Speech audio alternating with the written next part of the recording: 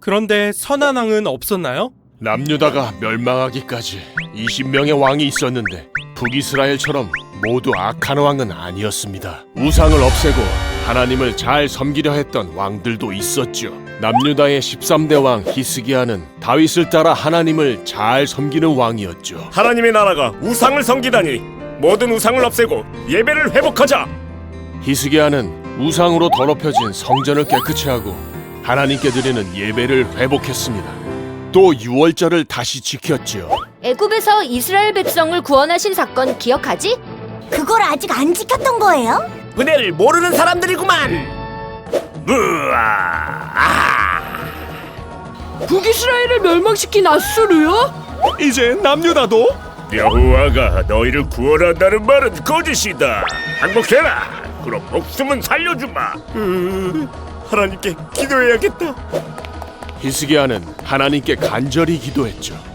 주님, 하나님을 모욕하는 저 아수르로부터 우리를 구원하셔서 오직 주님만이 하나님이심을 세상이 알게 하소서. 하나님은 그 기도를 들으시고 그날 밤 여호와의 천사가 아수르 군사 18만 5천 명을 죽여버렸죠. 아니, 이럴 수가. 18만 5천 명이면? 하나님을 모욕하더니. 우와, 하나님은 우리 기도를 들어주시네요. 그래, 기도를 들으시고 이루어 주시지.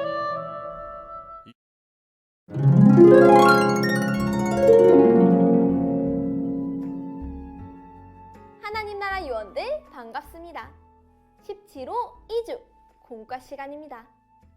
오늘은 분열왕국 남유다의 두 번째 요원 히스기야의 이야기를 함께 만나봐요.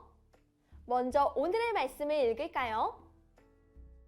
우리 하나님 여호와여, 원하건대 이제 우리를 그의 손에서 구원하옵소서. 그리하시면 천하 만국이 주 여호와가 홀로 하나님이신 줄 알리이다 하니라.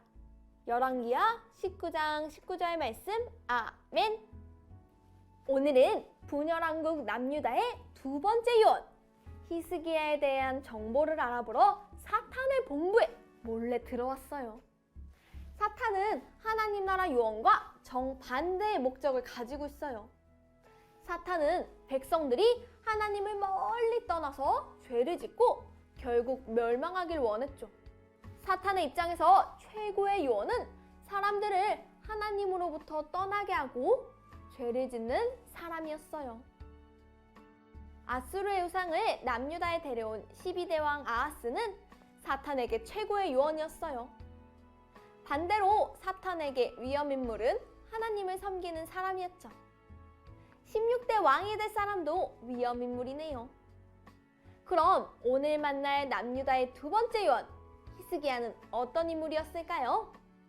히스기야의 특징 첫 번째, 남유다의 13대 왕이에요. 두 번째, 하나님을 잘 믿었어요. 하나님을 잘 섬기는 히스기야는 사탄에게 위험인물이었어요. 내 계획을 방해하는 왕이 정말 오랜만에 등장했군. 히스기야는 사탄의 계획을 무너뜨리고 하나님 나라 요원으로서 큰 활약을 펼칠 수 있을까요? 이제부터 알아봐요. 포착 성경 이야기 히스기야 왕의 활약. 히스기야 왕은 종교개혁을 일으켰다고 해요. 과연 어떻게 종교개혁을 이루었을지 알아봐요. 첫 번째 그림을 볼까요? 히스기야는 종교개혁을 일으켰어요.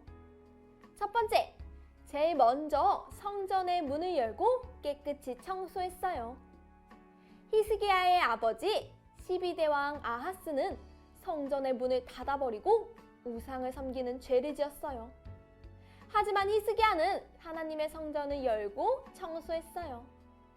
다음 그림을 볼까요? 두 번째, 제사 제도를 회복했어요. 히스기야는 왕과 백성의 죄를 씻기 위해 속죄제를 드렸고 온 백성은 하나님께 예배했어요. 성전을 깨끗하게 한 히스기야는 하나님의 성전에서 예배하며 백성들과 함께 하나님을 섬겼어요. 다음 그림을 볼까요? 세 번째, 유월절을 지켰어요. 온 이스라엘 사람들이 예루살렘에 모여 하나님을 찬양했어요. 예루살렘이 기쁨으로 가득했어요. 하나님을 찬양합니다. 홀로 영광 받으시옵소서. 하나님께서는 찬양을 받으시고 기뻐하셨어요. 마지막 그림을 볼까요?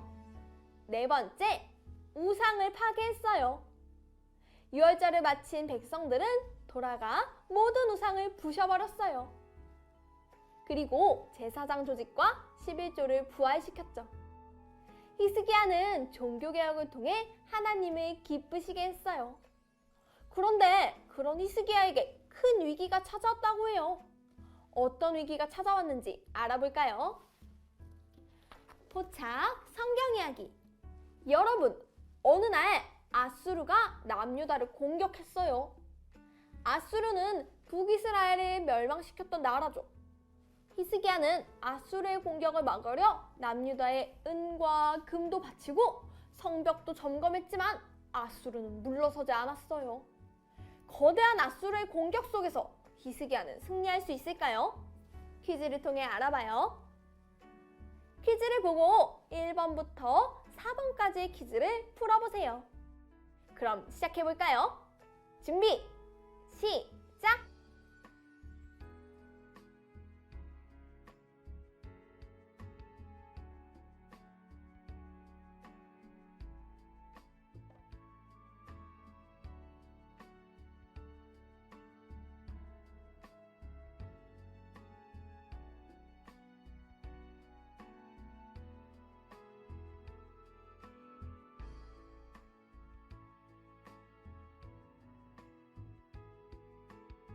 모두 다 풀었나요?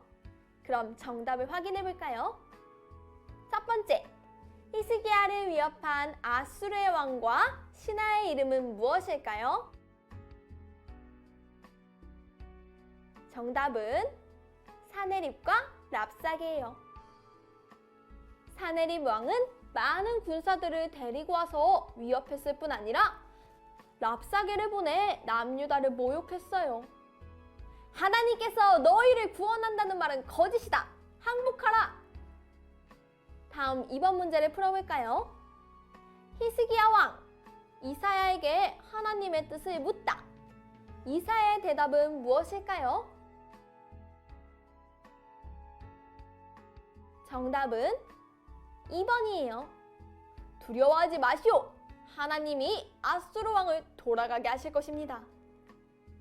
히스기야는 이사야에게 도움을 요청했고 이사야는 히스기야에게 하나님의 말씀을 전했어요. 다음 3번. 아수르의 편지를 받은 히스기야. 누구에게 도움을 요청했을까요? 정답은 하나님이에요. 사네립 왕은 또다시 편지를 보내서 히스기야 왕을 위협했어요. 히스기야 왕은 하나님께 기도했어요. 하나님께 부탁드립니다. 우리를 구원해 주세요. 세상이 하나님의 살아계심을 알게 해주세요. 그럼 마지막 4번 문제를 풀어볼까요? 하나님의 천사가 나타나 아수르 군사 몇 명을 공격하다. 그 결과 누가 승리했을까요?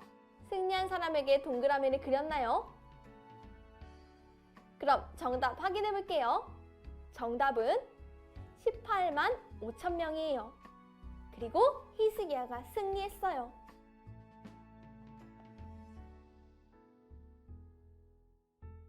아수르는 남유다보다 훨씬 거대한 나라였어요. 그런 아수르가 남유다를 공격하기도 했지만 히스기야는 하나님을 의지하며 기도했어요. 아수르보다 크신 하나님은 히스기야와 남유다를 구원하신 거예요. 만약 여러분이 히스기야 왕처럼 우리의 힘으로 해결할 수 없는 어려움을 만났다면 어떻게 했을까요? 우리 함께 생각해봐요. 추리, 생각 비추기.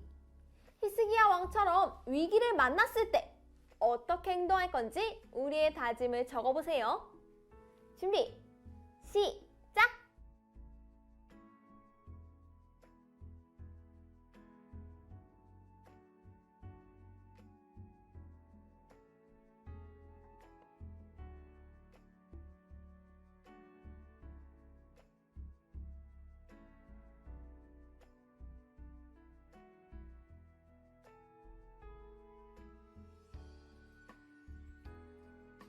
선생님은 이렇게 적어봤어요. 우리도 위기를 만났을 때 하나님께 구원해달라고 간절히 기도할 거예요.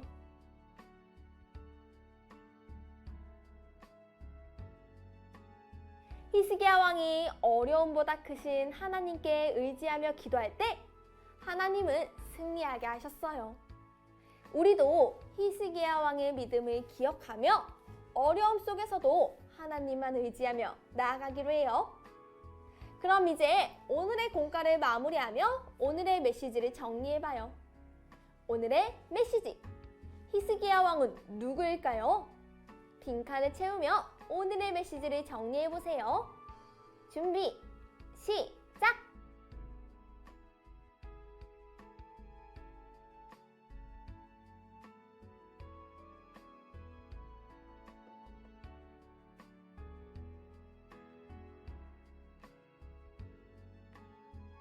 모두 다 적었나요?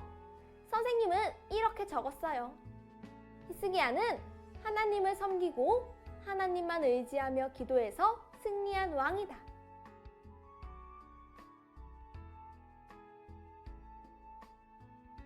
친구들, 오늘 이야기를 기억하며 히스기야 왕처럼 우리도 한 주간 하나님을 섬기고 의지하며 세상을 향해 나아가기로 해요.